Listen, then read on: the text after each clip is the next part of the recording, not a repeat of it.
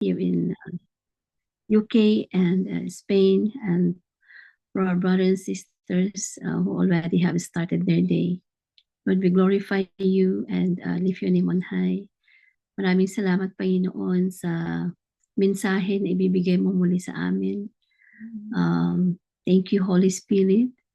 And we ask Holy Spirit to lead us into our worship this morning.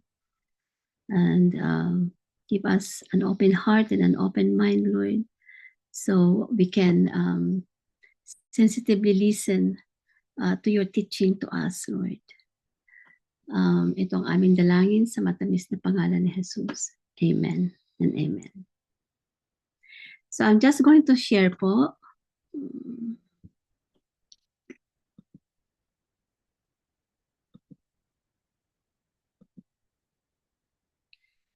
So muli, isang napakagandang mensahe na naman ang ibibigay ng Panginoon sa atin sa pamamagitan ni Pastor Oswald Chambers. At ang pamagat po niya ay continuous conversion. Continuous conversion.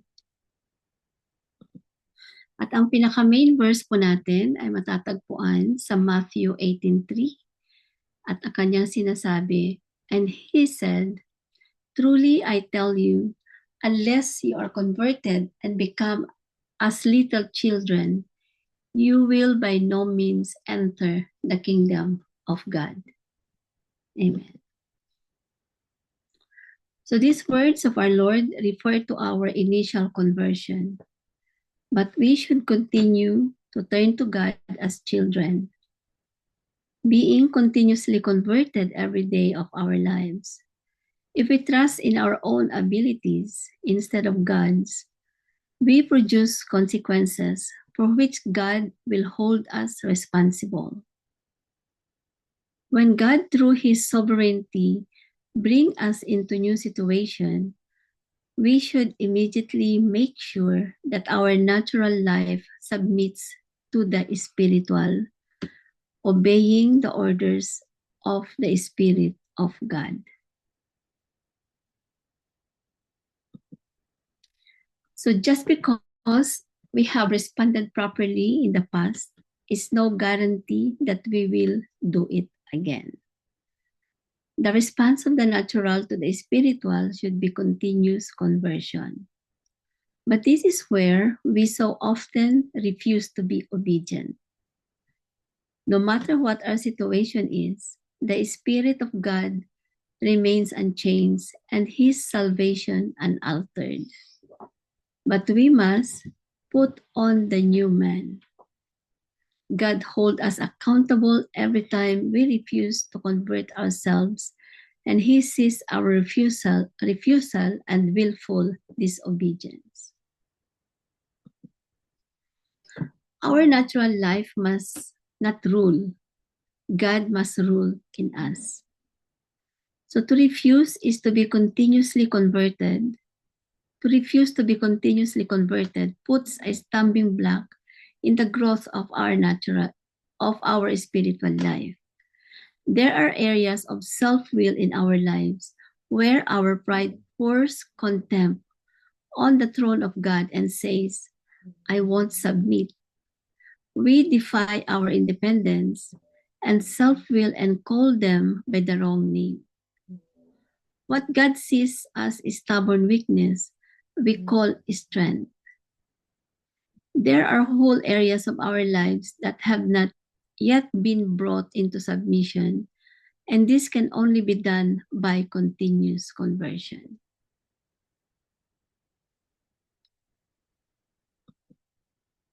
So slowly but surely, we can claim the whole territory of the Spirit of God.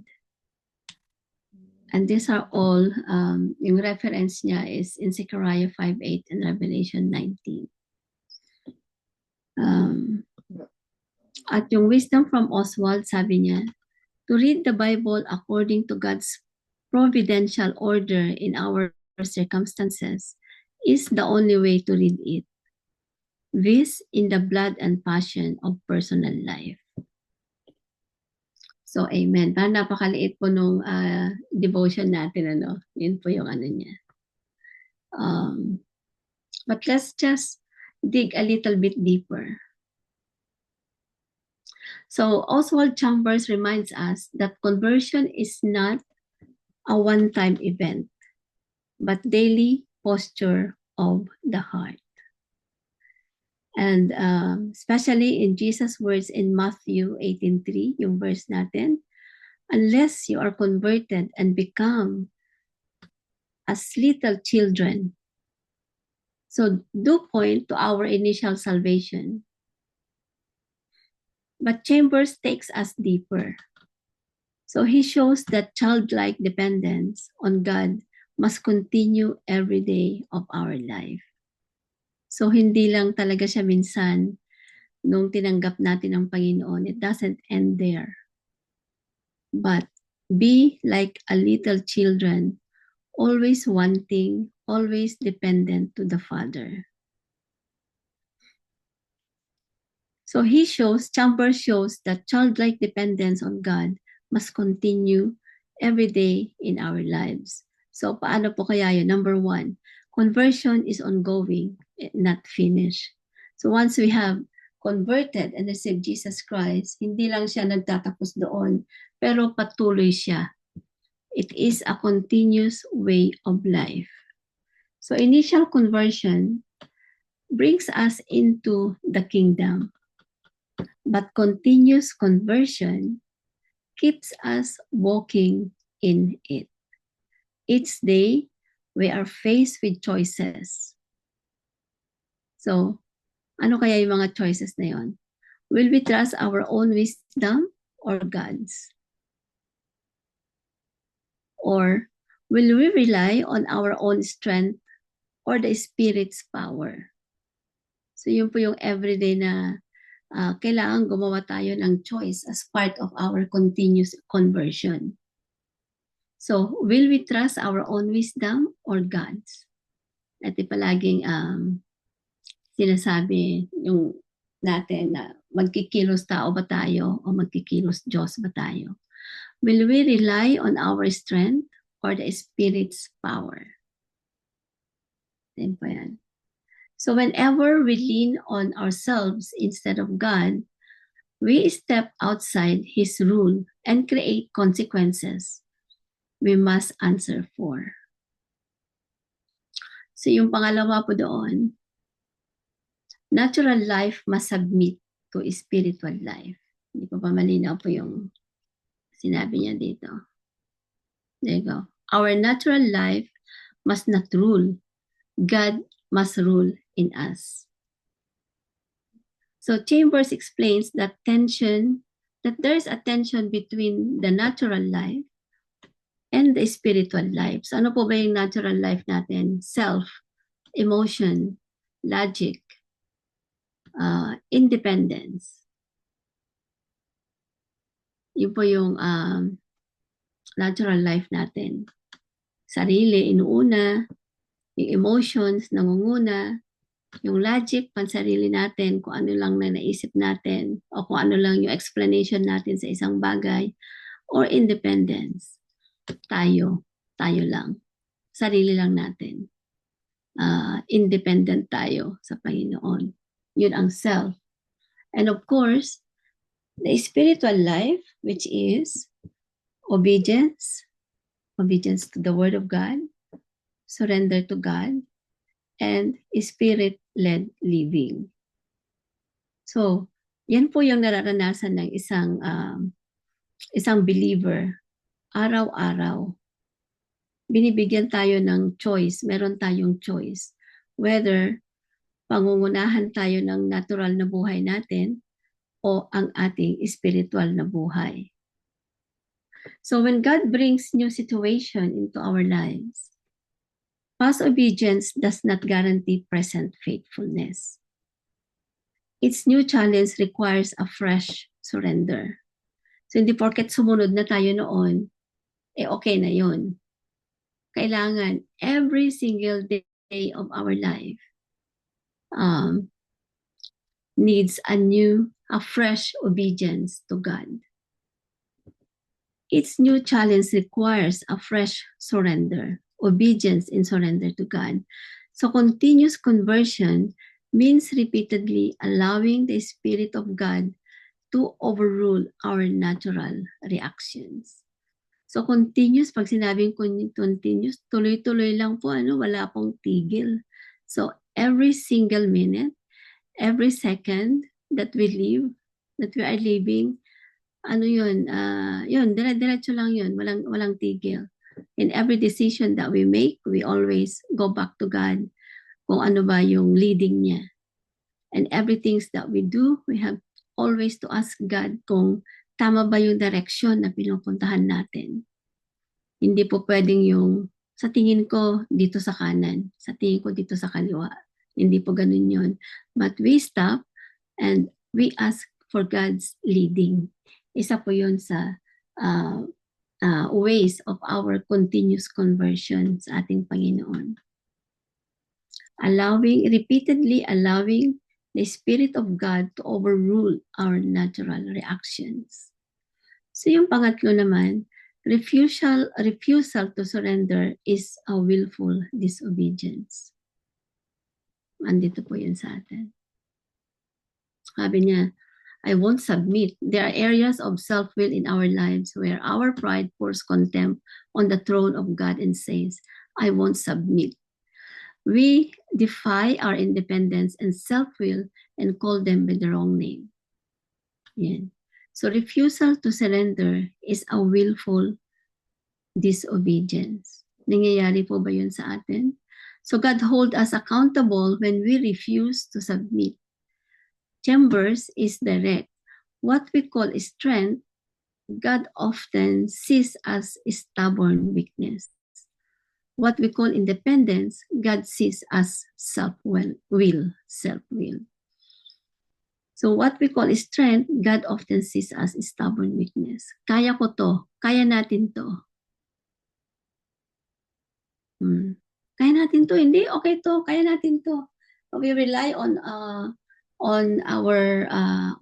own knowledge. We rely on our own strength. We rely on our own will. Yun po yun, we don't surrender to the will of God.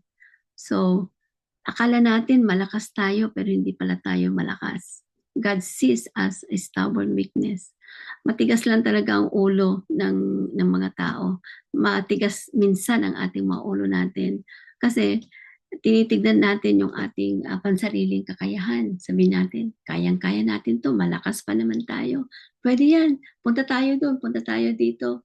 Magagaling naman tayo, kayang-kaya natin gawin lahat ng ito. And then we forgot to surrender to our God. Di po ba yun? What God sees as stubborn weakness, we call strength. And what we call independence, God sees as self-will.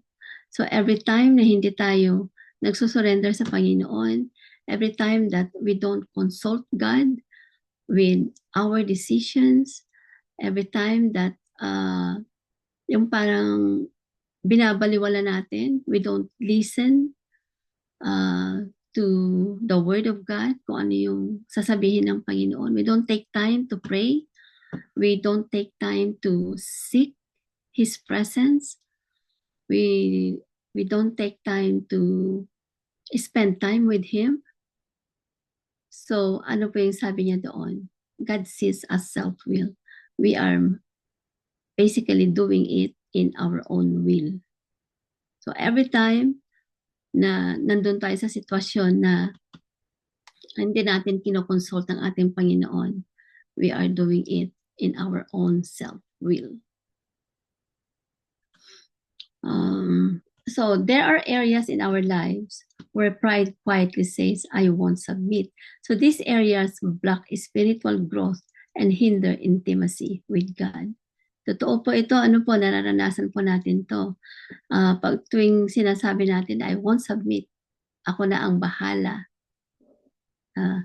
So how does that block spiritual growth and hinder intimacy with God? Siyempre po, malinaw po yun.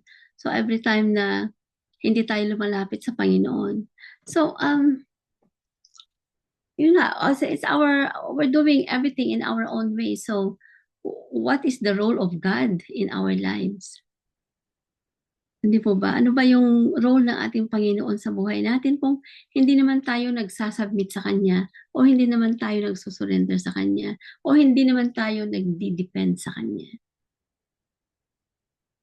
Hindi po ba? God wants us to have intimacy with God. So every time na lumapit tayo sa Panginoon, Lord, what do you think of this? So every time na i-ask natin, ano ba Panginoon ang kagustuhan mo? So every time we come, dumulog tayo sa presensya ng Panginoon, nagde-develop tayo ng intimacy. Kasi palagi natin kinakausap ang ating Panginoon. If you don't talk to Him anymore, the intimacy will go. Di ba? Parang din po relasyon natin yan sa family natin, dito sa lupa, sa mga kaibigan natin, sa mga asawa, sa mga anak, mga kapatid. If we stop talking to them, then nawawala yung pagiging intimate. But when we talk to them every single day, na yung bonding lalong lumalakas. There's a bond. So every time, it's the same as with God. Every time we go to Him, our bond with God is becoming stronger and stronger. The intimacy becomes stronger and stronger. So pag mataas ang pride natin, sasabihin natin, I won't submit, then wala na. Di ba? Wala. Parang talagang completely sarili lang natin yung pinapatakbo natin. Self-will lang. Hindi ang Panginoon. Hindi yung will ng Panginoon. So, hindi tayo nag-grow doon spiritually. And yung pang-apat, sabi niya, put on a new man. Ano ba yan? We will always put on a new man. No matter what our situation is, the Spirit of God remains unchanged and His salvation unaltered. But we must put on a new man. Kagaya po na sinasabi sa Ephesians 4:24. So, paano po kaya ito? So, continuous conversion is how we put on the new man. It is a daily decision to let Christ rule, not just in belief, but in behavior, in attitude, and in response. God's Spirit never changes. His salvation remains secure, but our cooperation must be renewed daily. Yan. Napakaganda po itong reminder na po ito. Put on the new man everything that we do. Ano ba yun? In the way we answer, I am now a new man, a new creation. So, nawala na yung nakaraan natin. If before, we don't consult God, now the new man is we are consulting God. If before, yung behavior natin, kakaiba, during our first conversion, okay pa siguro, no? Kaya nga po, pero yung yung process, noong na tayong tumanggap sa Panginoon, wow, I am a new man. But we journey, may journey po kasi tayo nun eh. And in our journey, we, Chambers is encouraging us to, to have a continuous conversion. Hindi nawawala yung conversion na yun. Maaring noong una tayong na-convert, okay tayo. Kasi una, fresh. We are so fresh. We have talaga sinasabi, Lord, I will give you my life. I will submit to your will. But when we journey, nawawala po ba yung conversion na yun? Na ibabalik ba yung dating old self natin?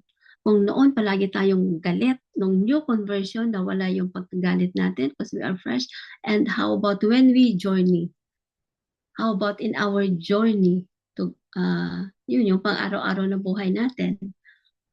Bumabalik ba yung dating pagkagalit natin? O bago every single day? Kaya sabi niya dito, we must put on the new man.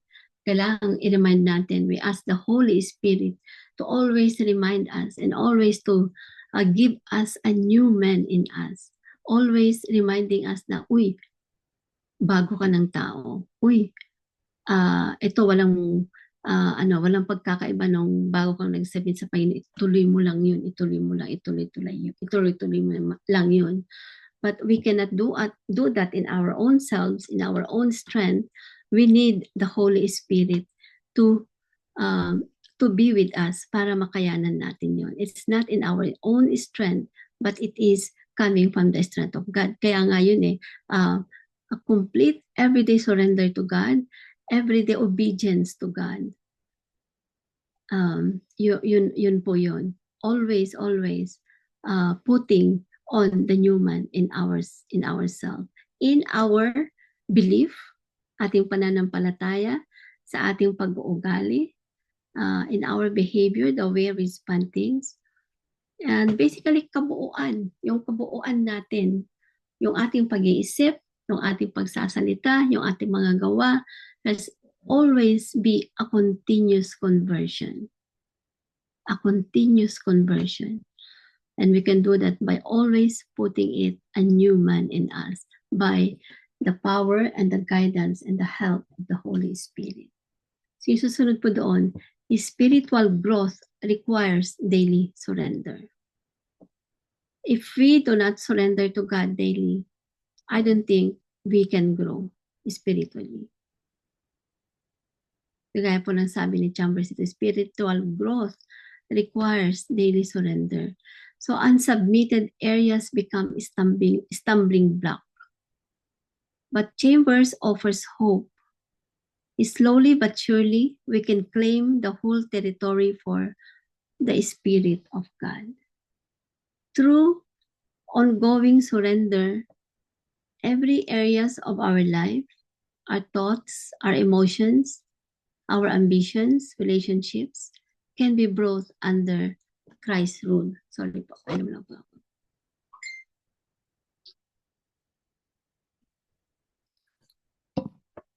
So, yun po yun. So if there are things in our life that hindi pa na isasubmit sa Panginoon, isubmit na po natin. Yun po yung sinasabi dito. Para tayo ay lumago spiritually sa ating pananampalataya, kailangang matuto tayong mag-surrender. Not just one, but continuous surrender to God. Ayun po, yung in-encourage tayo ni Pastor Oswald Chambers na gawin. Through ongoing surrender in every areas of our life. So maganda po ito na ating reflection. Kung magkakaroon po tayo, kung mayroon po kayong i-share mamaya, so pwede po nating i-share yon. What are the areas of our life that's not still being surrendered to God? Yung bang pag-iisip natin, na-surrender na to sa Panginoon, yung ating emotion, na-surrender na ba? Nakikita naman po natin yun yung kung minsan wag na, is it the other day, yung isang sa daybreak natin, yung sinasabi natin, tao lang ako, o madalas po natin nakikita, napapakinggan po yun, no? Hindi, tao lang naman kasi ako nagagalit din talaga naman ako. Yun, yung taong word na tao lang naman ako. So that means, we are not fully surrendered to God yet. Hindi pa natin na isusurrender. So kagaya nga ito yung nasabi natin kanina, magagalit ba ako? Magre-react ba ako negatively? Or, I will just surrender to the will of God. Isasubmit ko na lang yung aking emotion sa Panginoon. I will ask God to control my emotion. Para yung reaction, makikita natin yun yung pagkakaiba ng ating mga reaction sa mga pangyayari sa buhay natin. Yung iba talagang nakikipag-away. Ano po ba yun? Kung may mga discussions, maaring sa ating church, sa mga council meetings, mga ganyan, may mga kanya-kanya tayong isip. Ano po? And then we react. We react to what we hear. And sometimes we react badly. Na parang hindi naman na Kristiyano yata yun Parang yun na parang hindi naman ganun magsalita ang isang Kristiyano. Yeah? It's because we haven't surrendered that part of our life to God. Our emotions. We cannot control our emotions. because we haven't submitted it to God. Yung pag-iisip natin, our thoughts, kung ano-ano iniisip natin. Meron tayong nakitang bagay. Ano po ba? Kung ano-ano na ang pumapasok sa isip natin. Diyan na pumapasok ang kaaway. Kung anong pinapaisip niya. But if we surrender our thoughts to God, iba na. Iba na yung pagpaprocess ng mga bagay na nakikita natin. Kasi we submit it to God. Lord, yung nakita ko na yun, ano po yun? Ano po ibig sabihin nun? Imbis na mag-judge na tayo kaagad.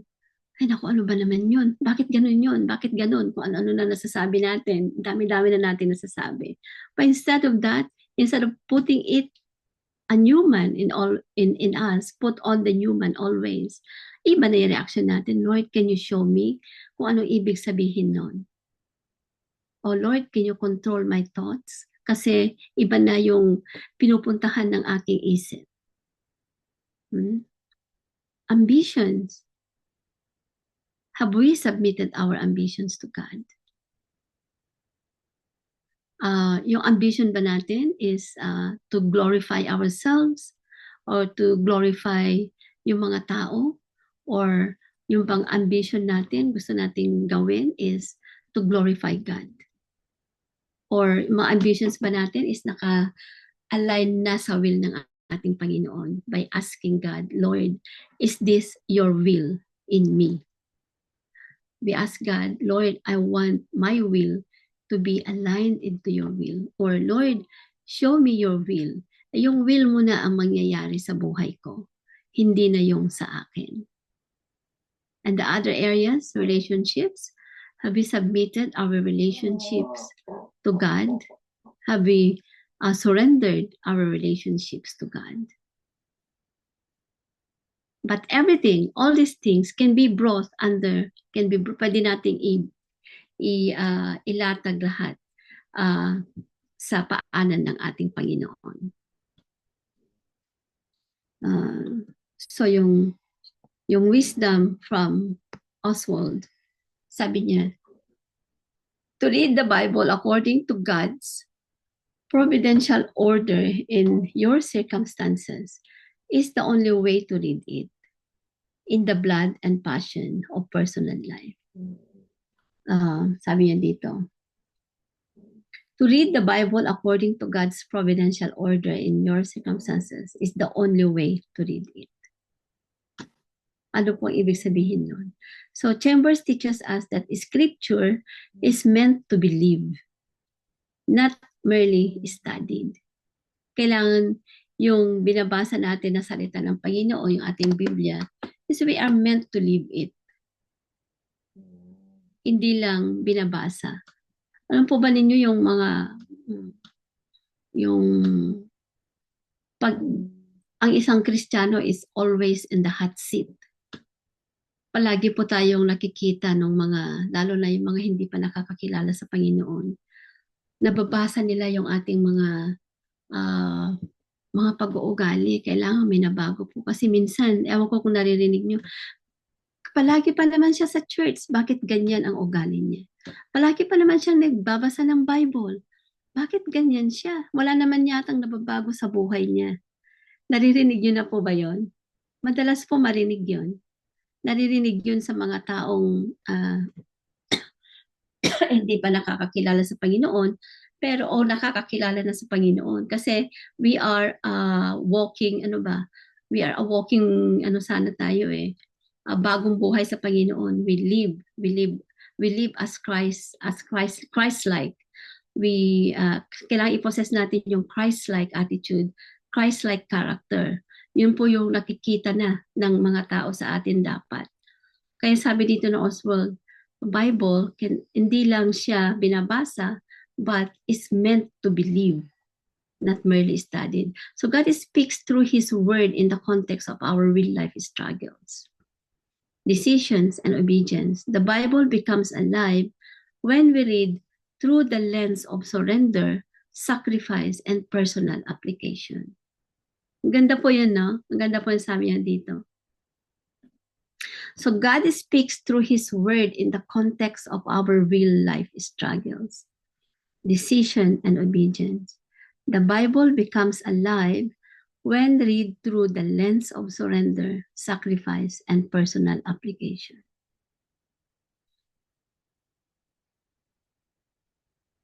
Ayun po yung ano natin dito sa Wisdom from Oswald. So it's really a very, very good reminder that when we come to read the Bible, we surrender to God. When we do our personal devotion, nagkakaroon tayo ng reflection. We reflect what happened, ano ba nangyari sa araw ko na to. So, and we ask the Holy Spirit to show us. O kaya kung meron tayong nalaman na Lord, parang yung reaction ko kanina hindi maganda. And then, sometimes because of our pride, hindi natin nare-recognize yun.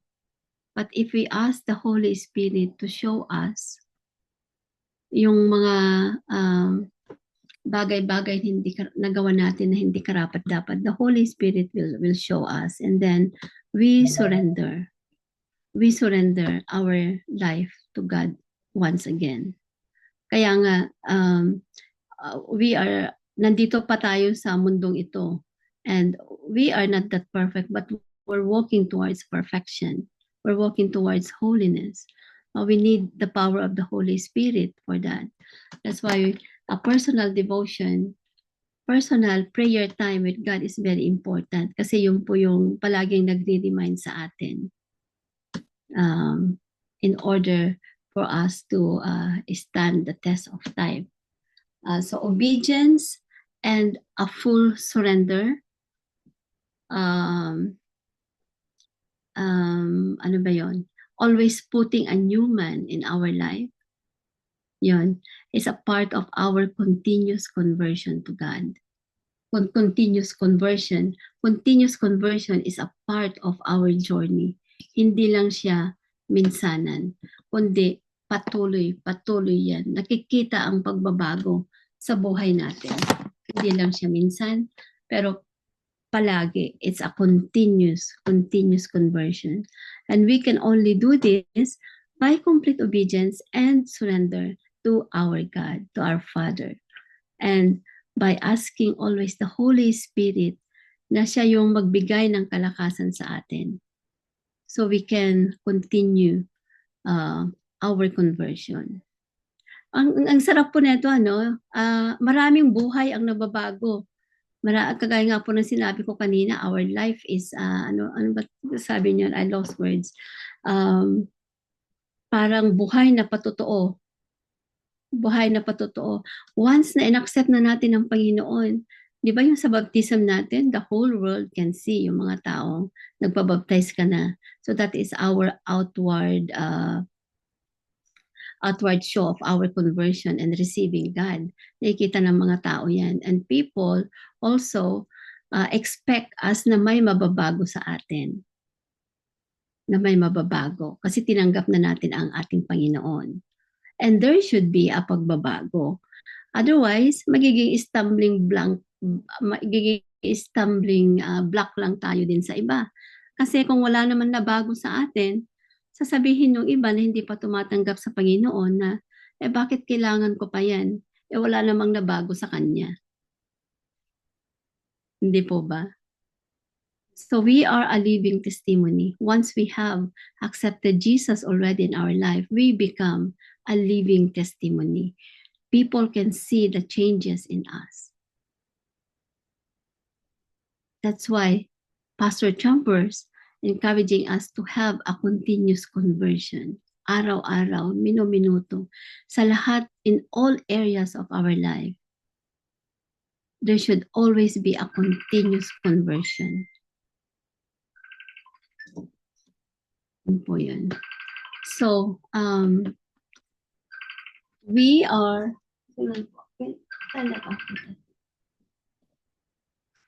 pwede po tayo mag-share dito. I'll just gonna stop share so I can see you. Was there areas of our life that is not fully submitted to God yet? Yun po isang katanungan doon. Or are we practicing a continuous conversion? O minsan nakakalimutan natin? O sinasabi pa rin ba natin sa sarili natin na tao lang ako? Tao lang ako, nagkagalit din. Tao lang ako, nagkakamali din. Na po yun. But in every day, again, in our decision making, sa ating pag-iisip, if we continue to surrender to God, everything, then baka hindi na yun ang masasabi natin. Sasabihin na lang natin, my life, my decision, my will, my ambition is fully surrendered to God. Then hindi na natin masasabing tao lang ako, nagkakamali lang ako. So probably those instances na nasasabi natin yun, those were the times na nakalimutan nating i-surrender yung bagay na yun sa ating Panginoon. And we ask for God's forgiveness for that. Because we are we are journeying towards perfection. So napakaganda po tong reminder ni Pastor Oswald Chamber sa atin that we need to have a continuous conversion every single day, every single minute of our lives. So kung may gusto pong mag-share, pwede po kayong mag-share. What is your experience in continuous conversion? Madali po ba o medyo challenging?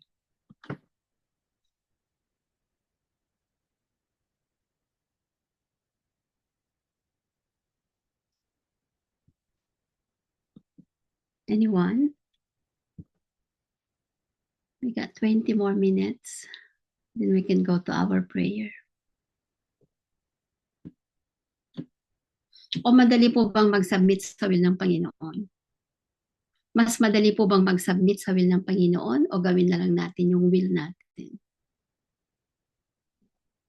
Mas madali bang mag-pause for a moment and ask God? Or we are quick to respond to a certain situation?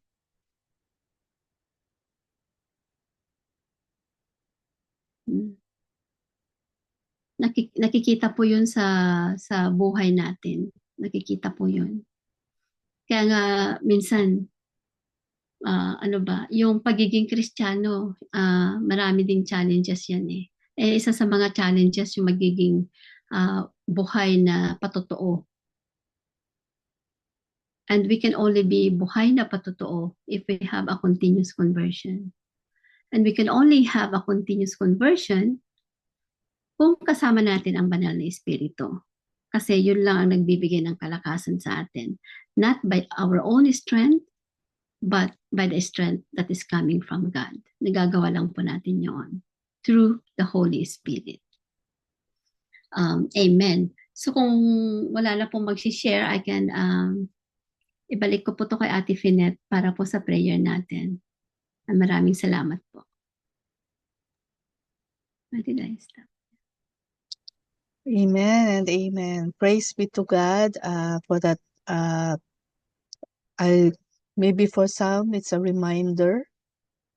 For some, medyo may mga fresh revelations dyan that we can reflect on our own quiet time.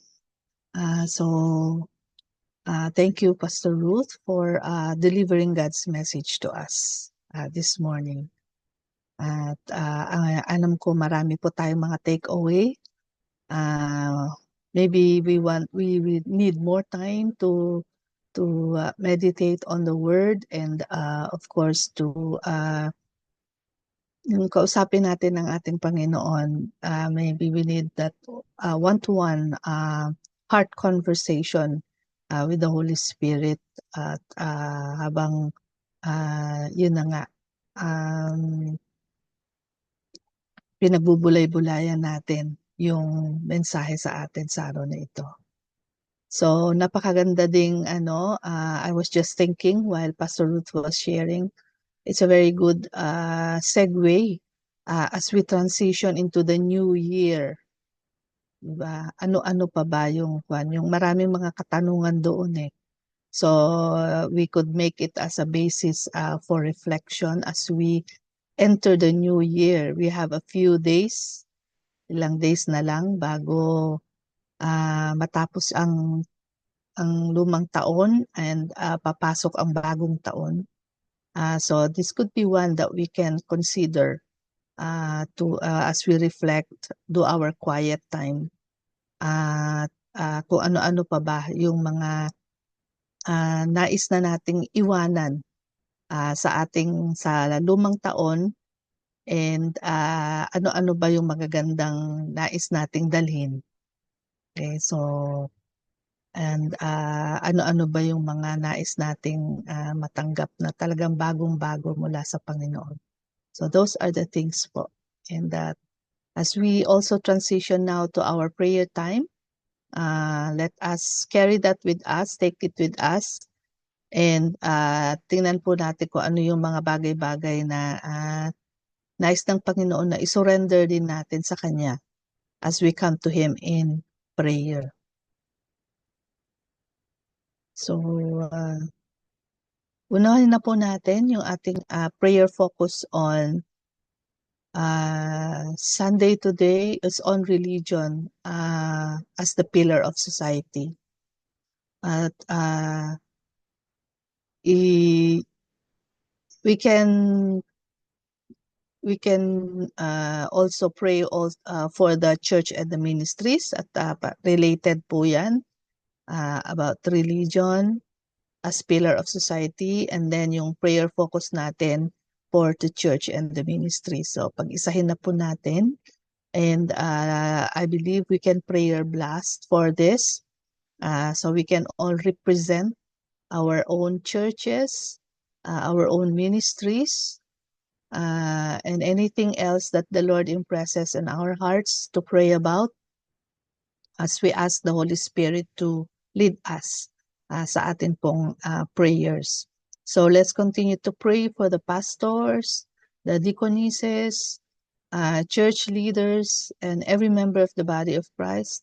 Maybe we know of someone in the church or sa ating leadership or sa mga manggagawa ng Iglesia ng Diyos na dumadaan din sa mga challenges in life or may mga kanilang mga provisions ay medyo nangailangan, and also yung protection especially from yung sa mga karamdaman, diba? Because during this season of time, maraming pagod. Sobrang dami ng mga activities sa church. Minsan, mga puyat, mga pagod, and coupled with other responsibilities sa labas ng church. Siyempre, may mga family din yan, may mga community, may mga trabaho yung iba. So let's keep them in our prayers, that God will continuously sustain and maintain and supply every need ng ating mga manggagawa at bawat isa na rin sa atin. Okay, so let's also pray for the ministries as we come towards the end of the year again. Napakadami pong mga year-end evaluations, assessments, review, and even planning for the coming year.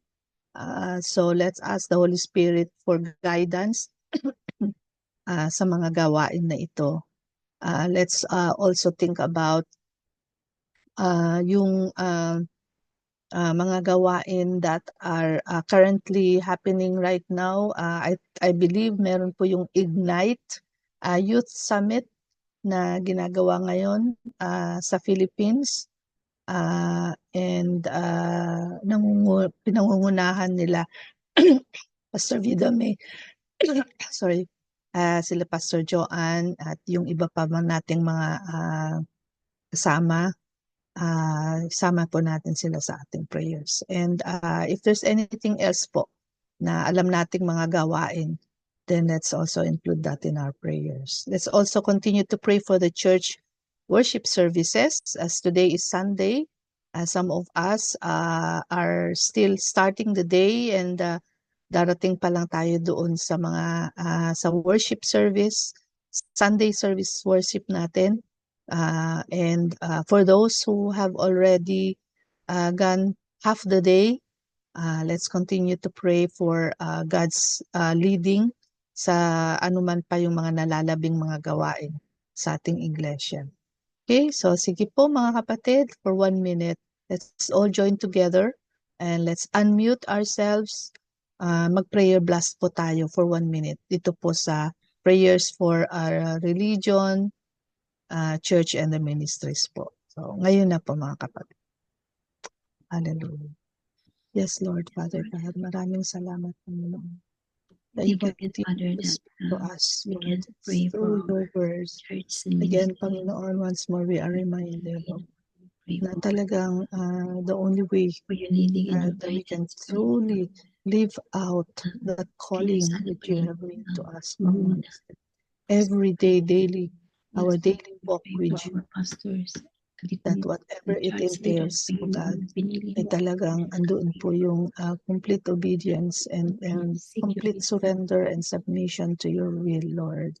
Help us, Panginoon, truly embrace, Panginoon, kung ano po yung kalooban mo, O God. to your will. But sometimes, Lord, Pray na ay hindi po kami masyadong nagtitiwala because we don't know what's going to happen. But Lord, as we walk daily with you, help us, Panginoon, to trust, put our full trust in you, and to allow you to continue to work in our lives towards complete surrender towards yung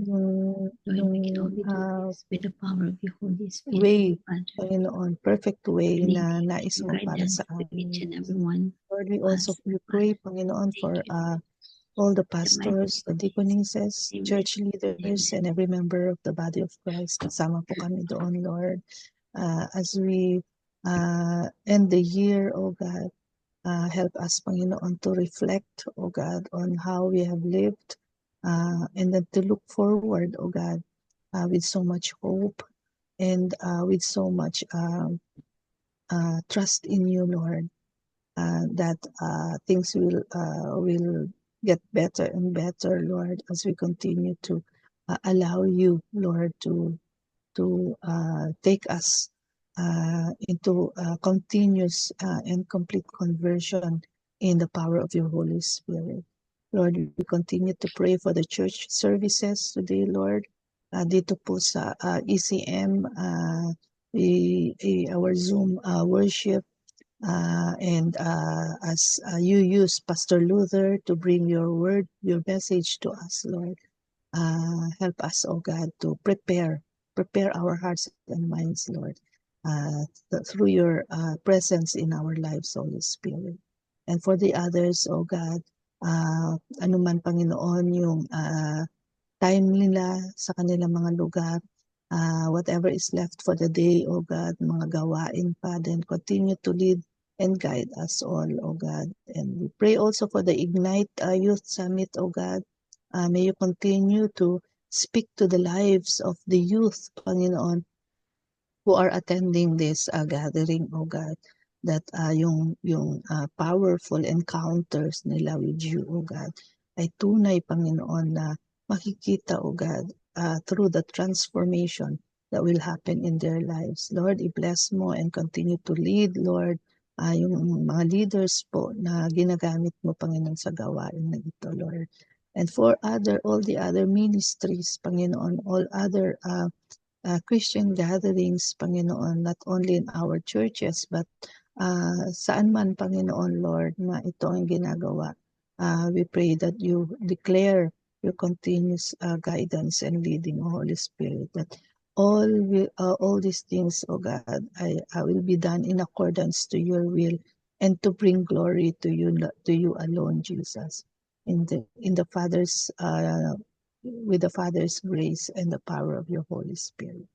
We pray all this in Jesus' name. Amen. Amen. Amen. Next po, ang ating prayer focus on the nations and the governments. So let us continue to pray for the world. At nakikita mo natin that, praise God, na we know that there are still issues going on, challenges ahead. But as we come to the threshold of getting into the new year, we can only hope for the best, at hindi nawawala yung pag-asa, because we have Jesus who has brought us that hope, and we can declare peace because Jesus is our Prince of Peace, and He already came into the world and He is coming again. So yun po ang atin pong pinapasalamatan sa ating Panginoon, that we can look forward and with so much expectation and with so much hope and peace and joy in our hearts. So in that note po, let's continue to pray for Israel and all the other countries surrounding it, all the continents of the world. At syempre yung special prayer natin for the Philippines. At maraming mga bagay na kailangang ayusin, which we know na hindi po kaya ng tao to do all that, because man is so limited. And so it is only by the power of the Holy Spirit. Na let's continue to pray that our leaders in the government will receive Jesus as their personal Lord and Savior. At makita nila kung ano yung kulang na hindi nila kayang gawin, but it's only the Lord who can do that by the power of His Holy Spirit. And so let's all join together, mga kapatid, dito po sa Prayer Blast for nations and the governments, and ask the Holy Spirit to impress in our hearts. Sometimes meron tayong mga prayer guides and prayer points, but again, pwede nating makaligtaan yung iba. But the Holy Spirit is always reminding us, siya yung ating advocate, siya yung ating kasama. He is our help, and even when we don't know what to pray or how to pray, he is here. He is with us, and He will teach us, and He will teach us what to pray about. Okay, so sige po mga kapatid, for 1 minute, let us join together and prayer blast for this prayers for the nations and the governments. Ngayon na po. Yes, Lord, hallelujah. Father, Thank we you, Holy Spirit, continue, Father, that to when we don't know how to pray, over all the you are nations. here with us, helping Please us lead us in our and prayer. teaching us how to pray. And so, Lord, We maraming pray for all salamat, the Lord, that nations, Father. we also have that privilege and You are the one opportunity who created. every day, oh God, to come together and pray and intercede on behalf of the nations. Allow leaders to Hindi be lamang, Panginoon, sa mga bansa na kinaroroonan namin, kundi sa mga bansa, Lord, sa buong mundo, oh God. We pray for Mga bagay-bagay, Lord, na Israel, nababalitaan lang namin, subalit Ikaw, Panginoon, nakikita mo, oh God, because You are omnipresent. You can be everywhere and anywhere, oh God. And thank You, Lord, because we know You're also an omniscient God, all-knowing. Hindi nalilingit sa Inyo, Ama, kung anong mga nangyayari. But we are very hopeful, oh God, that in You, oh God, there is always hope. There's always solution to everything. Dahil walang imposible sa Inyo, Panginoon. And Your promise, Panginoon, is that You will never fail us and You will never leave us. So Lord, we lift up to You, O God, all the nations of the world. This time, Panginoon, Lord, we can see, Lord, kabi-kabilaan mga troubles, yung mga sufferings. Thank you, Lord. Lord, We can you also said in your pray, words, Lord, O God, na our they should not come abilities as a are very surprise to limited, us. but you are Dahil not. sinabi mo na, Panginoon, sa inyong salita, Lord, that More than in this world, there faithful. will be suffering, there will be troubles, Your there will be will tribulations. always be done, Panginoon. But Lord, thank you, That's why we because submit in to you, there is always you hope. every In day. you, we can have peace. But we And also in you, our Panginoon, Lord, we confidence can have is this joy. Lord. You know Because what we can trust, pag Panginoon, nabuhay in you. yan doon. Sa inyo We pray for namin, the Panginoon, politician. We still ipinagkakatiwala ang pray lahat. for our We President continue to Marcos, lift up in Panginoon. prayer Israel and Magkaroon all the ng surrounding countries, all the continents a of the day of world. O prayer God. and repentance. Kasama na Panginoon, sa Panginoon ating Lord bansa, ang Africa, Pilipinas. ang Amerika, ang Canada, Australia, Yes, Lord. Asia, You are lahat po, amazing. Panginoon. Hindi man namin mabanggit isa-isa. You are our own Lord, we also pray for the leaders, omniscient God. especially, O God, sa aming bansang You are Pilipinas, everywhere, Father. Panginoon. You can see That and you you speak, Panginoon, to the hearts, the minds you of have the the leaders in the control of government. everything, Lord. Patuloy mong But you linisin, can Panginoon, ng control inyong powerful blood, O God. Ang anuman pong mga bagay, Lord, na hindi magaganda, We pray Panginoon, na nasa sa nasa amin pong mga pinakamataas, leaders. pinakamataas. Pray the, O God, that they will find you, O God, in their lives. Yes, They will seek you and they will introduce realize, Panginoon, Lord, yung kanilang mga limitations, Panginoon, Lord. That there's always that tendency, Panginoon, na they're bound, O God, to commit mistakes.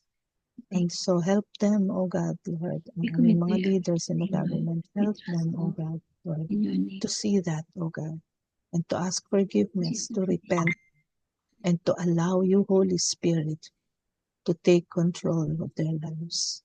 So Lord, maraming salamat, O God, that we know you are continuously working for the good of those who love you and those whom you have called for your purposes, so that we may only bring glory to you, O God. In the name of Jesus we pray. Amen. Amen. So, sunod po natin yung prayers for the sick, ang ating panalangin sa atin po mga kapatid na mayroong mga karamdaman dito po sa ating prayer list. And kung meron po tayong alam na mga may karamdaman and we want to add them in our prayer list, then just let us know or you can message us para po maisama natin sila sa araw-araw na prayers natin. And also, if there have those who have already received their healing, then we can thank God. Let's thank and praise God for that, for answered prayers. Okay, so mga kapatid, let's all join together as one in intercession, in this prayer intercession for healing mula sa ating Panginoon para sa mga mayroong karamdaman. So tayo po ay magsama-samang muli. Let's pray or blast for 1 minute for prayers for the sick. Ngayon na po. Hallelujah. Yes, Lord. Here is our prayers, Panginoon. Thank you again, For Father, those who are sick, that oh we are God. able to We know you intervene are our in Jehovah our, Rapha.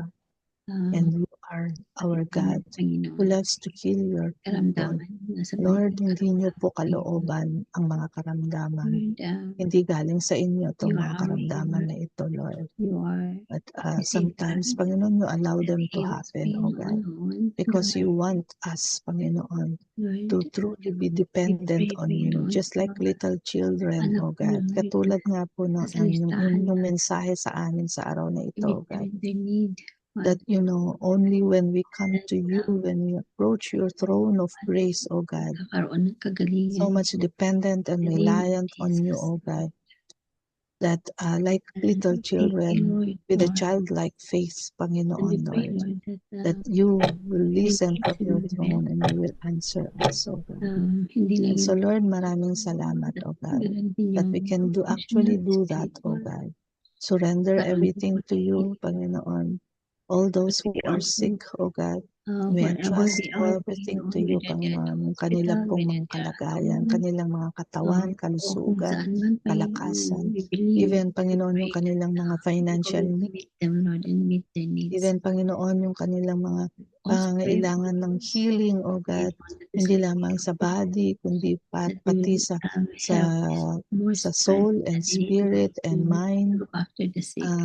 Patuloy na Also ikaw, for Panginoon, wisdom, ang tanging inaasahan namin. we thank you and we are And grateful. we know, We O have God, God that you're continuously waiting working for towards their healing, life. O God, bawat isa sa aming prayer list and those who are not on the list Thank you, as well.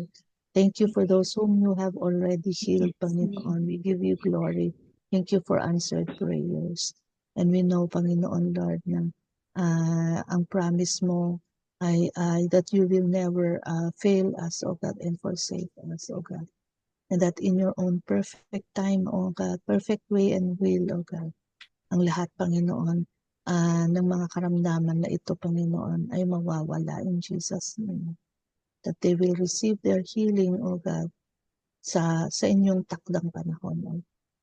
And that these people, Panginoon, Lord, will have that testimony on how you have done great things and more greater things sa kanilang mga buhay towards their healing and in all areas of their lives. So Lord, we give you all the praise. In Jesus' name, amen. Amen. Amen. Amen. Amen. Okay, so maraming salamat mga kapatid for being part and actively participating in our prayer blast. So before we close in prayer, meron po ba tayong birthday celebrant sa araw na ito? May prayer request po ako. Today is the wedding anniversary of my daughter and son-in-law, si Rain at saka si Jeff. So, si Rain and Jeff, it's their 15 years wedding anniversary po sa araw na ito, December 28. So, paki-include po natin sila sa ating Thanksgiving prayer. Thank you po. So, anyone else po? Meron pa po ba? Wala. Wala na. Sige po, but before we close in prayer, Pastor Ruth, kayo na po yung mag-assign kung sino po ang magte-Thanksgiving prayer and the benediction na rin po. We'll ask Pastor Rory po. Pastor Rory, are you able po ba? Opo. Thank you po, Pastor. Okay, so sige po, before that, mag-prayer blast po tayo for Pastor Ruth. Let us bless her and declare God's blessings upon her life as she obediently submitted to the calling of being our devotion leader today. So if you are able to open your cameras po and mute or unmute yourselves, magsama-sama po tayo mag-prayer blast para kay Pastor Ruth. So, ngayon na po. Hallelujah. Father God, we thank you for the Hallelujah, life Lord of Jesus. We Pastor thank you Ruth. for the life of Salamat, Pastor Ruth. Panginoon, She for neglects namin, putting Lord. in Thank her you for heart, oh using God, her. the desire Thank you for the spirit that to be used by you, nasa kanya for Panginoon, to this allow you, morning. Lord, Lord, to thank you for continue, Lord, every word the that araw-araw, the Ariana daily, gave her. continuous So Lord, conversion, praying for her Panginoon, of the wholeness, Holy Spirit for in the her life. healing sa lahat Lord, ikaw ng ang aspeto ng nakakaalam, kanyang oh God, buhay. Be with her, ng kanya Panginoon. pong mga Lord, desires, guide us, plans, thoughts, oh God, protection, and her the relationship blessings with you, Lord. na kailangan niya Continue, from you, Lord. Panginoon, Lord, to We declare deepen it her and faith, to thank strengthen her you for relationship everything with na you, Lord, kakailangan niya. and Kilala to niyo siya kung ano po yung mga fully, Panginoon, surrender, Panginoon, and na submit, ipas oh niya God, to to your will, prayer, Lord. Be with Panginoon, to her, remove, Panginoon. So, take away all kasama ang the family niya, she's going negativities, to take away all the doubts, take to away live everything, with Panginoon, that another is not of you, Jesus, oh God, para Panginoon. sa We kanya know so that that you she have may a good and great plan for her life. So thank you, continuously, God, Father. Panginoon, In Jesus' serve name you, I Lord, pray. Amen. body, soul, and spirit, oh God, And in her whatever passion for capacity, you Panginoon, that you are to ignited empowering her, equipping her, Lord, and and thank you for anointing her, everything that you've Panginoon, done Lord, in her for life. great things In to come, Jesus' mighty Panginoon, name, in amen. her life, in her ministry, in her family, in her work, Lord, sa lahat-lahat, Panginoon, ng areas ng kanyang buhay. So, Lord, we give you glory and thank you again in Jesus' name. Amen. Amen. Amen. Thank you po. Sige po, tayo po ay manalangin. Kami po ay lubos pong napapasalamat po sa inyo, O Diyos na buhay at banal, sa inyong buhay na salita, sa iyong pagbibigay sa amin ng aral at pagbubukas sa aming kaisipan at sa pagbubukas ng aming puso para sa inyo. Salamat din po, Panginoon, sa bawat isang narito na iyong ginamit upang kami sama-samang manalangin, sumamba at kilalanin ang inyong kapangyarihan, ang inyong pagsakop sa aming mga buhay at sa aming pamilya. Ama, salamat po. Salamat sa buhay na iyong ipinagkaloob. Salamat sa kalakasan na iyong ibinigay. Salamat din po, Panginoon, sapagkat kayo ang patuloy na sumasa amin. Ngayon, Panginoon, ay patuloy kaming lumalapit at aming dinadalangin, Panginoon, ang nagdiriwang ng anibersaryo na si Narine at saka si Jeff. Ang aming dalangin, Panginoon, ang kanilang pagpipikis ng pag-iisang dibdib ay patuloy mong, Panginoon, na maging sentro ka sa kanilang pamilya, sa kanilang puso, sa kanilang kaisipan, sa bawat kanilang desisyon, sa bawat kanilang ginagawa. At patuloy na, Panginoon, na pagpalain mo rin ang kanilang anak na sila Sandra. Dalangin namin, Panginoon, ang patuloy na pagpalain mo ang batang ito. Na sa kanyang paglaki, Panginoon, ay patuloy na ang kaniyang mga magulang, O Diyos, ay bigyan mo sila ng karunungan na nanggagaling sa inyo upang lalo pang magapayan ang kanilang ding ang iyong presensya ay patuloy na, O Diyos, ang siyang sumakanila. Ang inyong presensya, Panginoon, ang patuloy na mag-aruga, kumalinga. Ano man ang kanilang pinagdadaanan, ito'y kanilang malalagpasan sapagkat ikaw ang pinakaulo. Bawat pamilya. Salamat po, Panginoon. At kaya patuloy mong patatagin ng pamilyang ito. Patatagin ng kanilang pagmamahalan. Patatagin ng kanilang pananampalataya sa inyong dakilang pangalan. Kami po'y nagpapasalamat din po, Panginoon, sa buhay ni Pastor Ruth na iyong ginamit upang magpahayag ng iyong banal na salita. Sinasalita namin, Panginoon, ng karunungan na nagkagaling sa inyo. Ang katatagan, ang kalakasan, at patuloy na ang inyong pagsakop sa kanyang buhay, ano din sa kanyang kabuuan ng pamilya. Kaming naririto, Panginoon, dalangin namin, ang iba, Panginoon, ay nasa trabaho na papunta pa lamang o nanatili man sa bahay, ang iba, Panginoon, papunta sa iyong iglesia. Ang aming dalangin, O Diyos, ang gabay mo, patnubay mo, ang pagkilos ng iyong Santong Espiritu, at patuloy na gamitin mo ang bawat kamay ng bawat isang narito, ng buhay, upang makabot at tunay na magbigay ng kaliwanagan dahil ikaw ang tunay na liwanag ng buhay. Ito ang aming panalangin sa matamis na pangalan ng aming Diyos na buhay na si Jesus. Amen at amen. Mga kapatid, tanggapin po natin ngayon ang pagpapala ng ating Diyos sa pagmahal, lumikha sa atin ayon sa kanyang wangis. Ang pag-ibig ng ating Panginoong Kristo na kahit sa isang sapsapan na siya'y sinilang, ay sumunod siya kahit sa isang munting bata. Kagaya ng ating napag-aralan ngayon, na nahuway tayo'y magpasakop at tunay na maging anak ng ating Diyos na Ama. At sa pagmumuna ng Banal na Espiritu na siya ang lulukob sa atin, mangunguna. At yung apoy nag-aalab sa ating kaibuturan ng ating mga puso't buhay kaluluwa ang siyang manguna sapagkat sila'y sumasa atin ngayon at kailanman. Amen. At amen. Amen. Amen. Amen. Salamat. Thank you po. Thank you, Thank you, Pastor Ate Ruth, Ate and thank Ruth, you, Pastor. everyone. Thank you po. Sige po, picture muna po tayo bago mag-announcement. If you are able to open your cameras. Okay, are we ready? Oops, wait lang. Sige, yan, okay. Ayan na. 1, 2, 3, smile. Nawala ako. Ay, God bless po. thank you po. Thank So, announcement